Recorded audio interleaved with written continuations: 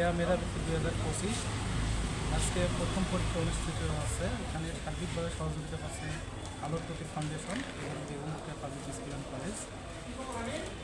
Begum Rokeya public school and college কর্তৃক আয়োজিত রোকেয়া মেধাবৃত্তি পরীক্ষায় আজকে মোট পরীক্ষার্থী ছিল 170 জন। এর মাঝে পরীক্ষা অংশগ্রহণ করেছে 160 জন। আমাদের এই পরীক্ষায় সার্বিকভাবে সহযোগিতা করতেছেন আলোর প্রতীক ফাউন্ডেশন। আমরা এই পরীক্ষাটা নিতে পেরে খুবই খুশি যে আমাদের স্থানীয় পর্যায়ে এরকম একটা পরীক্ষা হচ্ছে।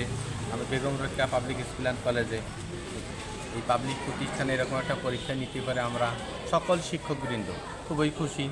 এদের লেখার ধরন, পরীক্ষায় বসা, এদের আচরণ, মানে অভিভাবক প্লাস পাশাপাশি যে স্কুলের বাচ্চারা আছে এই স্কুলের শিক্ষকবৃন্দ এদেরকে এই মেধাবৃত্তি পরীক্ষার জন্যই মনে হচ্ছে যে তৈরি করে নিছেন।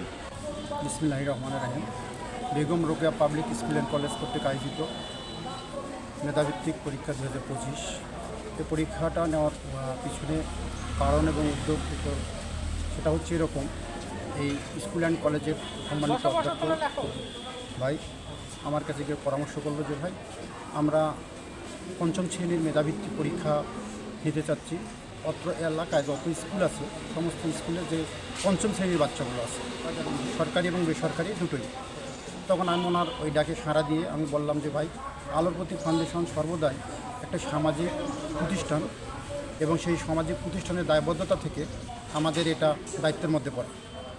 যাই হোক, আপনার এই প্রস্তাবটা আমরা সাদর আগ্রহে নিজের মনে করি আমরা এটা গ্রহণ করলাম এবং এই আয়োজন করতে গেলে যা যা করা দরকার, যা যা করণীয় আপনি করেন, সার্বিকভাবে ইনশাআল্লাহ আলোর প্রতীক ফাউন্ডেশন আপনাদের পাশে থাকবে এবং এখানে আপনারা আমাদের পাশে সার্বিকভাবে সহযোগিতা করবেন। বাচ্চাগুলোকে বিভিন্ন স্কুল থেকে নিয়ে এসে একটা সুন্দর পরিবেশ তৈরি করে এবং আমরা আমাদের প্রতিষ্ঠানের পক্ষ থেকে আপনাদের পাশে থেকে যেভাবে যেটা করণীয় সেভাবে সেটা করব এবং মেধা মূল্যায়নের মাধ্যমে এখানে কিছু সংখ্যক বাচ্চা ভালো করবে, কিছু সংখ্যক বাচ্চা হচ্ছে মিডিয়াম পর্যায়ে করবে, কিন্তু সবার যে একটা উদ্যোগ, সবার যে একটা আগ্রহ, এটা এলাকার মানুষের মধ্যে একটা জনসচেতনামূলক পরিবেশ সৃষ্টি হবে।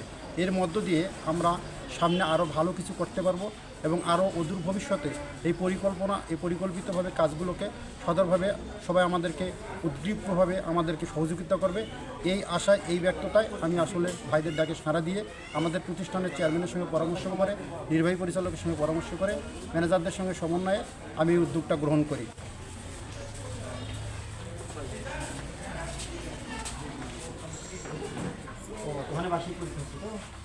তোমরা ওই বাচ্চাটাকে ওইখানে বসান।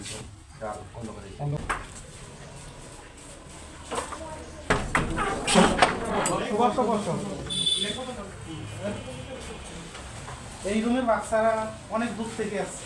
কোথা থেকে আছে ভাই? ময়নপুর, শিকারপুর,